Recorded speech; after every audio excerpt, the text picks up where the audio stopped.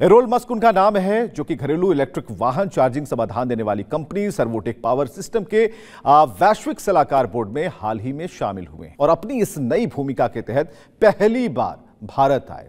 इस दौरान वो कई व्यावसायिक बैठकों में हिस्सा लेंगे, कई मीटिंग्स करेंगे, जिससे कि भारत में इलेक्ट्रिक और ग्रीन एनर्जी सेक्टर में सहयोग की जो संभावनाएं हैं उसके दरवाजे खुल सकते। दौरे के बाद दक्षिण अफ्रीका वो रवाना हो जाएंगे। एरोल मस्क का खास जो रुझान है वो हरित उद्योग में है।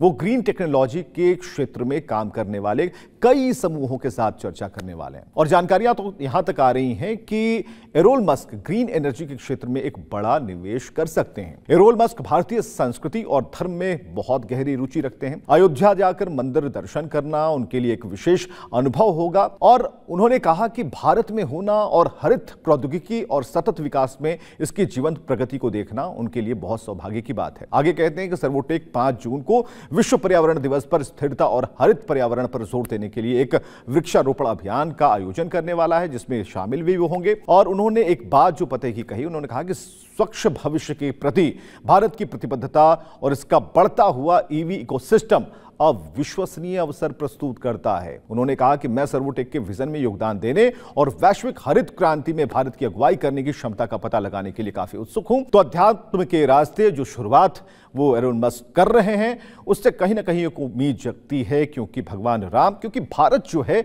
वो प्रकृति को पूजता है, यानी कि प्रकृति की सेवा करता है। हमारे लिए पेड़ पौधे सभी भगवान होते हैं, जीव जंतु भगवान होते हैं।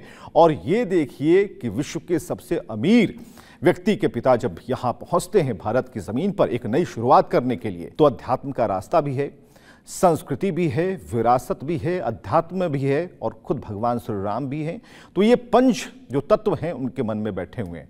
तो इस यात्रा को बहुत ही उत्सुकता के साथ पूरा भारत देख रहा है, बल्कि पूरा विश्व भी देख रहा है।